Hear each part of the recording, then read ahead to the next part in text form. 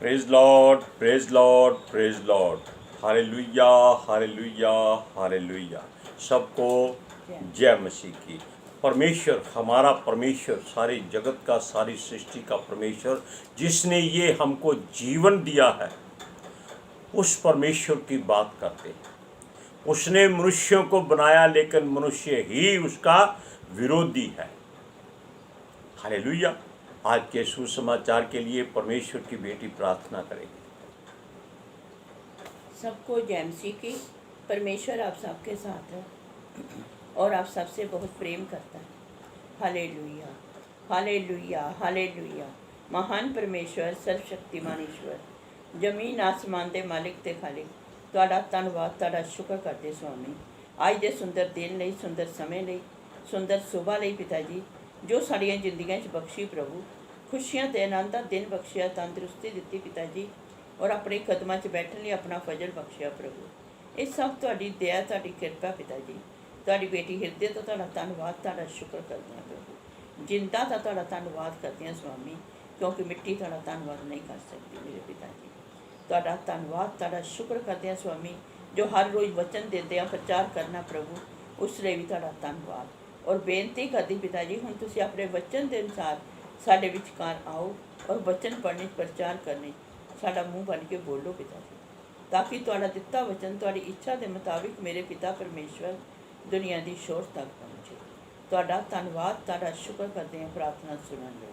प्रार्थना प्रभु जीसस के समर्थी ते पवित्र नाम विच मंगदी हूं। आमीन, आमीन। अब सुनिए, बहुत खास बात है। बेशक आपने इसको हजारों बार सुना होगा, लाखों बार सुना होगा, लेकिन जितनी बार आप पढ़ेंगे, सुनेंगे, उसको समझेंगे, उसकी सच्चाई आपको उतनी ही गहराई में ले जाएगी। वचन में लिखा है कि अगर परमेश्वर की इन बातों का उल्लेख किया जाता, यानी कि इसका आगे प्रचार में या अर्थ में इसको बताया जाता, तो इतनी किताबें भर जाती कि संसार में जगह नहीं होती। Hallelujah, praise Lord. अब सुनिए, परमेश्वर, हमारा परमेश्वर जो सबका परमेश्वर है, वो जानता है कि जो भी पृथ्वी पर उसकी ओर से भेजा जाता है, वो अपनी मर्जी कभी नहीं कर सकता। और वहाँ से क्या आता है? अभिषेक आता है, शांति आती है, करुणा आती है, प्रेम आता है, पवित्र आत्मा जी आते हैं, प्रभु यीशु आया है। हालेलुया। स्वर्गदूत आते हैं। कोई उसके हुक्म के बिना कोई काम नहीं करता। यीशु ने कोई काम नहीं किया ऐसा जो परमेश्वर की मर्जी से ना हो। लेकिन धरती पर जितने जीव हैं जो बोल नहीं सकते, जिनकी जुबान नहीं है, वो हमेशा परमेश्वर की महिमा करते। लेकिन एक जीव ऐसा है, जैसे हम आपके सामने बैठे, जो 2 टांगों वाला जानवर है, जिसके मुंह में परमेश्वर ने जुबान दे दी है। ये परमेश्वर का हुक्म नहीं मानता, ये उसकी किसी बात को भी हृदय की सच्चाई से नहीं मानता। ये उसकी आराधना करता है, स्तुति करता है, उसकी आगे विनती करता है, मिन्नत करता है, फरियाद करता है, रिक्वेस्ट करता है, रोता है, आंसू बहाता है, गिड़गिड़ाता है, माफिया मांगता है, सब कुछ करता है। लेकिन फिर एक कहावत है, बहुत बुरी है, हम आपको मुंह पर बता देते हैं कि उसकी दुम, जिसका नाम मतलब अच्छा है, 12 साल अगर नली में रखी जाए तो वो टेढ़ी की टेढ़ी होगी। जब हम उसको बाहर निकालेंगे, वो कभी सीधी नहीं हो सकती। ये मनुष्यों की सच्चाई है। लेकिन जो मान जाते हैं, वो अपनी दुम कटा देते हैं, ताकि परमेश्वर जिसने ये बात कही है, वो मान जाए कि ये उसका बेटा है। उसकी बेटी है। हालेलुया।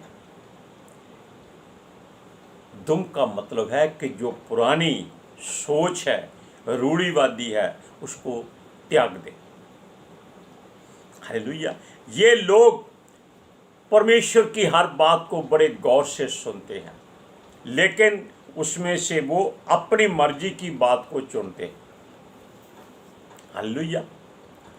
ये परमेश्वर की इच्छा को मात्र एक साधन समझते हैं और कुछ नहीं समझते। ये कहते हैं कि ये केवल उनको खुशी देने के लिए परमेश्वर सब कुछ देता है, क्योंकि वो कभी खुश हो ही नहीं सकते। अब देखिए, परमेश्वर का पुत्र यीशु मसीह धरती पे आया, 3.5 साल केवल उसने प्रचार किया, क्योंकि परमेश्वर की मर्जी उतनी ही थी। हालेलुया। लेकिन जब वो पृथ्वी पर परमेश्वर की इच्छा को पूरा करने को, या व्यवस्था को पूरा करने को, जो कुछ उसे परमेश्वर की ओर से कहा गया था, दुनिया भर में उसने प्रचार किया, पहुंचा, लेकिन उसको लोगों की ओर से तानों और मेनों का सामना करना पड़ा। दुष्ट आत्माएं भी उसे जानती हैं और उसके आगे झुक जाती हैं, क्योंकि उनको मालूम है कि ये परमेश्वर का पुत्र है और इसमें बड़ी सामर्थ्य है। किसकी? परमेश्वर की। यीशु मसीह की अपनी कोई सामर्थ्य नहीं थी, क्योंकि वो मनुष्यों के शरीर में था। उसके भीतर पवित्र आत्मा जी थे, उसके बाहर पवित्र आत्मा जी थे, जो सारे काम करते थे। हालेलुया। और दुष्ट आत्माएं उनके आगे गिरकर उसको दंडवत करती थी। हम आपने बहुत कुछ सोच समझकर पढ़कर आपको बताया भी था कि ऐसा होता है। हालेलुया। वो शरीर और आत्मा दोनों का मालिक भी है, क्योंकि वो परमेश्वर का पुत्र है।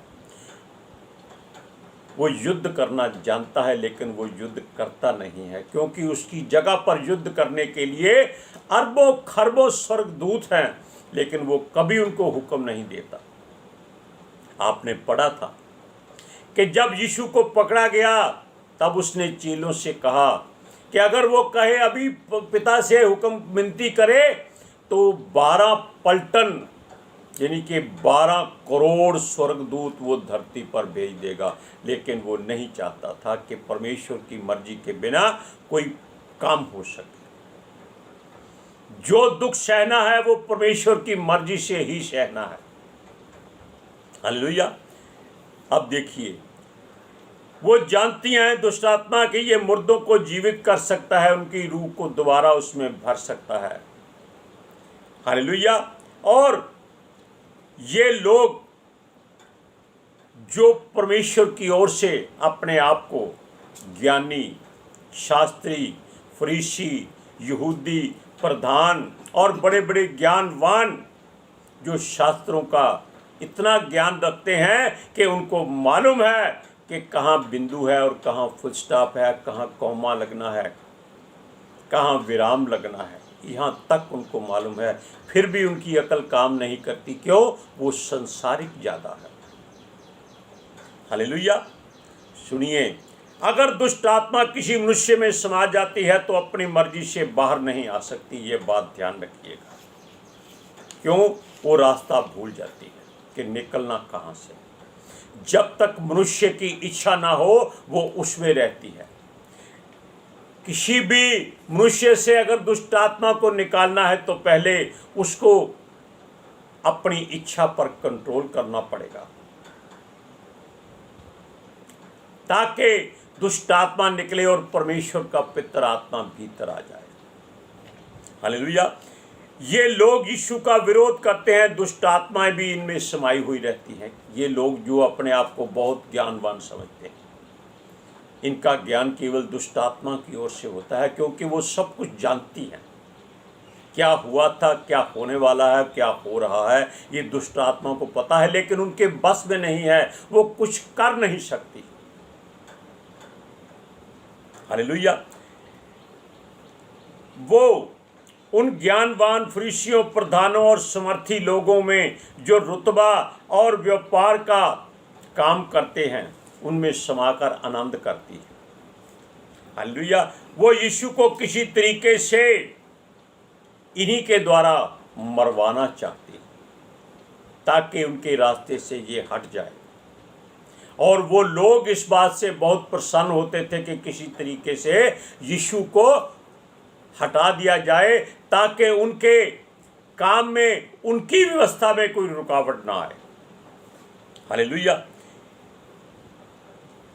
वो किसी भी चक्रव्यूह में यीशु को फंसाना चाहते थे। कोशिश उनकी हर तरह से थी, लेकिन परमेश्वर का आत्मा उनकी किसी बात को पूरा नहीं होने देता था।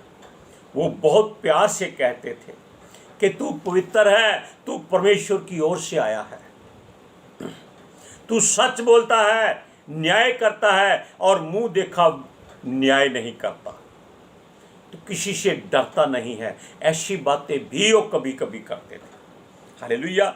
और उनकी हर बात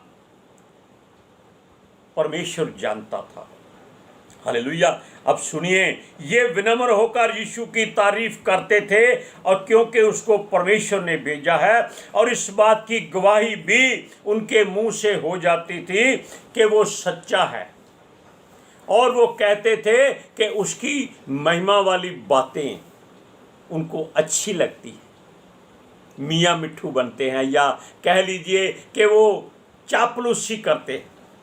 वो कहते हैं तू सच्चा है, और परमेश्वर का सच्चाई वाला मार्ग बताता है और शिक्षा देता है, किसी बात से डरता नहीं है, किसी की परवाह नहीं करता है, कभी संकुचाता नहीं है, कभी किसी किस्म के हिचकिचाता नहीं है, वो सारी बात बता देता है।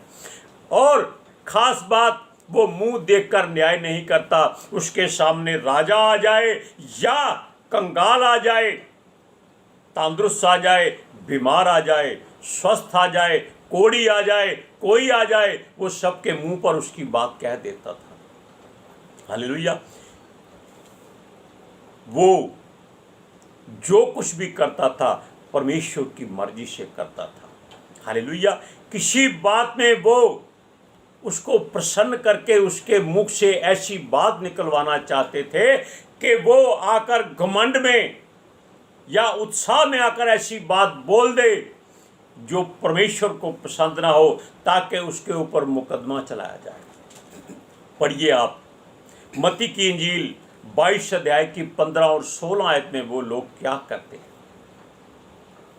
तब फरीसियों ने जाकर आपस में विचार किया कि उसको किस प्रकार बातों में फंसाएं, कि अंत उन्होंने अपने चेलों को हेरोदियों के साथ उसके पास ये कहने को भेजा, हे गुरु, हम जानते हैं कि तू सच्चा है और परमेश्वर का मार्ग सच्चाई से सिखाता है, और किसी की परवाह नहीं करता, क्योंकि तू मनुष्यों का मुंह देखकर बात नहीं करता।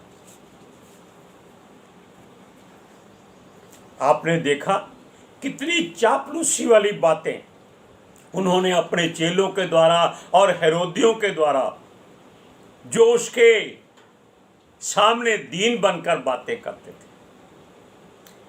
आजकल ऐसा ही होता है। किसी पास्टर से एक चमत्कार हो जाए, वो तो छाती ठोककर सीना फुलाकर ऐसे चलता है कि उसने ये काम कर दिया। क्या कर दिया? किसी के सर में दर्द था, उसका सर दर्द दूर कर दिया। पैरासीटामोल की गोली खा लो, सर दर्द खत्म हो जाता है, क्योंकि उस पास्टर ने दर्द दूर कर दिया, लेकिन उस मनुष्य के दर्द हृदय में चला गया।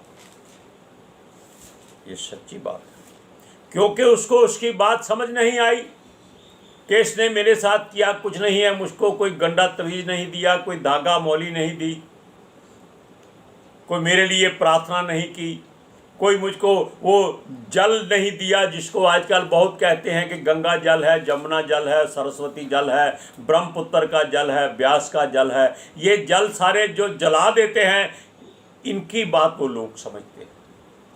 वो कहते हैं कि हमारे हाथों पैरों में इसने कोई धागा नहीं बांधा, दुष्ट आत्माएं फिर आ जाएंगी, फिर रास्ता यहाँ तो है नहीं जो इसके अंदर दुष्ट आत्मा घुस जाएंगी। वो आपके दिमाग से नहीं, आपकी आंखों से, जुबान से, कानों से, नाक से घुसती हैं। उनको कोई और रास्ता, हाथों पैरों में धागा बांधने से दुष्ट आत्मा नहीं जाती। पैरों में देखो लोगों के काला धागा बांधा होता है। क्यों बांधा होता है? ये मसीह लोगों में भी हो रहा है। वो क्या करते हैं? वो सलीब को धागे हम भी पहले पहनते थे, हमको मालूम नहीं था। हम सोचते थे कि गले में अगर हम क्रूस डालेंगे लोग कहेंगे ये मसीह है, क्रिश्चियन है। ये जानते हैं, लोग कहते थे ये क्रिश्चियन है, लेकिन कई पता क्या कहते थे? ये केवल ड्रामा करता है।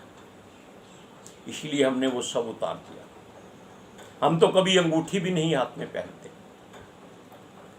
परमेश्वर के उस स्वर्णाभूषण को जो दिखाई नहीं देता, जिसको अभिषेक कहते हैं, जो हीरो से महंगा है, हम उसको पहनते। लोग हमें ना देखें, उसको देखें। अब देखिए, ये लोग जो उसके आगे उसकी मिन्नत फरियाद की बजाय उसकी आराधना स्तुति करते, उसके गुणगान करते हैं कि वो ये है वो है, लेकिन भीतर से वो क्या करते हैं? उनको इस बात की कोशिश है कि ये जो आश्चर्य कर्म करता है ये जरूर शैतान की ओर से करता है। ये वचन में भी लिखा हुआ है। ये दुष्ट आत्माओं की सहायता से सारे काम करता है।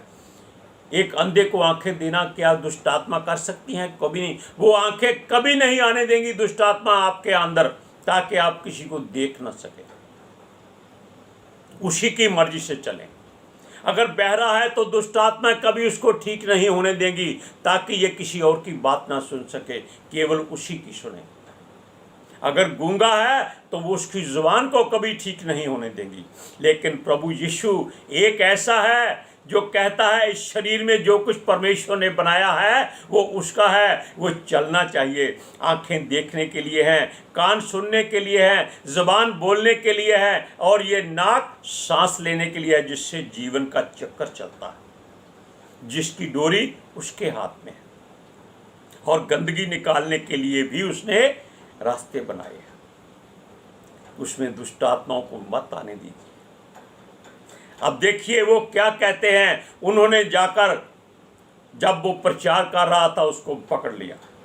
पकड़ने का मतलब है उसके आसपास घेरा डाल लिया, और अपने अपने सीने को फुलाकर ऐसे खड़े हो गए जैसे वो बड़े बड़े ताकतवर समर्थी शमशोन की तरह लोग हैं, बहुत पढ़े लिखे रुतबे वाले हैं, राजा की ओर से भेजे गए हैं। उससे पूछते हैं तू ये काम कैसे करता है, किसकी मर्जी से करता है, किसको पूछ कर करता है, कौन तुझसे ये काम कराता है? पहले उन्होंने क्या कहा था? हम जानते हैं तू सच्चा है, वो परमेश्वर की ओर से सारे काम करता है।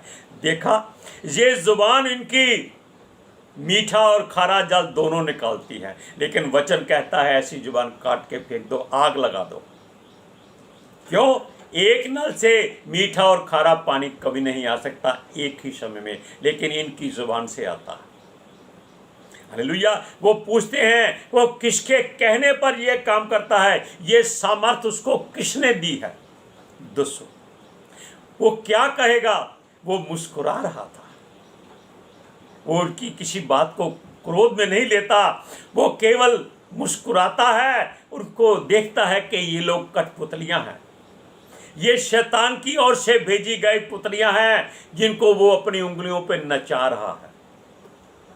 हालेलुया। क्योंकि उनका काम केवल अन्याय करना और व्यभिचार करना और अत्याचार करना, फिर अपने आप को शुद्ध और पवित्र ठहराकर लोगों पर राज्य करना था। लेकिन यीशु संसार का राजा नहीं था, वो स्वर्ग का राजा है। वो संसार में केवल देखने आया था कि लोग किस तरह रहते हैं। हालेलुया। ये लोग अपने आप को इज्जतदार कहते हैं, अपनी शाख बचाकर रखने की कोशिश करते हैं। ये यीशु के सत्य बोलने पर या बहुत सेवा करने पर जलते थे, क्योंकि लोग मुफ्त का इलाज ज़्यादा करते हैं। आजकल मुफ्त की कणक मिलती है तो हर अमीर लोग भी लाइन में लगकर कणक लेते हैं। शर्म नहीं आती इन लोगों को, लज्जा नहीं आती भिखारी के साथ लाइन में लगकर। अरे भी फ्री में सरकार दे रही, ले लो। फ्री में सरकार गोबर भी देती है, वो भी ले लो। सुनिए वचन को, लूका की इंजील 20वां अध्याय उसकी 1 और 2 आयत में पढ़िए। एक दिन ऐसा हुआ कि जब वह मंदिर में लोगों को उपदेश दे रहा था और सुसमाचार सुना रहा था, तो प्रधान याजक और शास्त्री पुरनिये के पास आकर खड़े हुए और कहने लगे, हमें बता, तू इन बातों को किस अधिकार से करता है, और वह कौन है जिसने तुझे ये अधिकार दिया है। Praise Lord. अब आपने वचन को सुन लिया है। अब आप अपने भीतर झांकिए कि आप क्या हैं। फरीसी हैं, यहूदी हैं, ज्ञानवान हैं, अमीर हैं, राजा हैं, या केवल पखंड करने वाले हैं। बातों को ध्यान रखिएगा, परमेश्वर की आराधना कीजिएगा, अपनी गलतियों को उसके सामने मान लीजिएगा। जब तक आप बर्तन को खाली नहीं करेंगे उसमें कुछ और भर नहीं सकते। आज के सुसमाचार के लिए परमेश्वर की बेटी प्रार्थना करेगी। Hallelujah. Thank you Jesus, thank you Lord, thank you पवित्र आत्मा जी। ਤੁਹਾਡਾ ਧੰਨਵਾਦ, ਤੁਹਾਡਾ ਸ਼ੁਕਰ ਕਰਦੇ ਸੁਆਮੀ, ਸਾਡੇ ਵਿਚਕਾਰ ਆਉਣ ਲਈ, ਵਚਨ ਪੜ੍ਹਨੇ, ਪ੍ਰਚਾਰ ਕਰਨੇ, ਸਾਡਾ ਮੂੰਹ ਬਣ ਕੇ ਬੋਲਣ ਲਈ ਪਿਤਾ ਜੀ। ਤੁਹਾਡੀ ਬੇਟੀ ਹਿਰਦੇ ਤੋਂ ਤੁਹਾਡਾ ਧੰਨਵਾਦ, ਤੁਹਾਡਾ ਸ਼ੁਕਰ ਕਰਦੀ ਸੁਆਮੀ।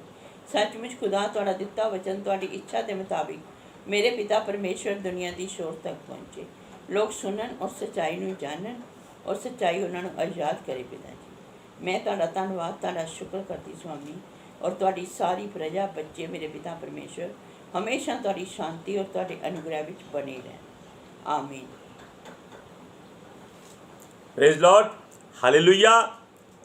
हर एक अपनी आंखें खोलिए, अपने कान खोलिए, अपनी ज़ुबान को साफ कीजिए। किससे? परमेश्वर के वचन से, यीशु के लहू से, पवित्र आत्मा जी के अभिषेक से। हालेलुया। सबको जय मसीह की।